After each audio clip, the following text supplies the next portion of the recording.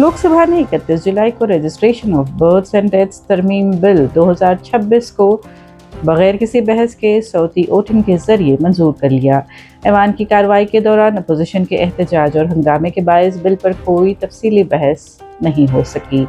ऐवान की कार्रवाई दोपहर में दोबारा शुरू हुई तो अपोजिशन अरकान 20 जुलाई को पार्लियामेंट मार्च के दौरान तलबा पर पुलिस कार्रवाई के खिलाफ नारे लगा रहे थे।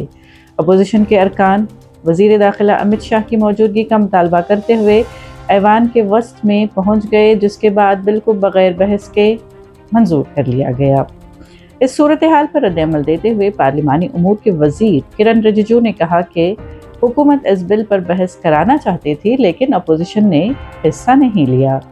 उन्होंने कहा कि अपोजिशन के ताउन के बगैर बिल की मंजूरी एक अफसोसनाक सूरत हाल है।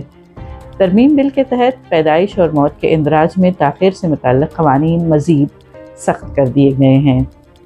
दरअसल नई शक़ों के मुताबिक अगर पैदाइश या मौत का इंदराज 2 साल बाद कराया जाएगा तो उसके लिए जुडिशल मजिस्ट्रेट फर्स्ट क्लास के हुक्म की ज़रूरत होगी। अगर इंदराज में 1 से 2 साल की ताख़ीर हो तो पहले की तरह district magistrate, sub divisional magistrate या मजाज एग्जीक्यूटिव मजिस्ट्रेट की मंजूरी दरकार होगी।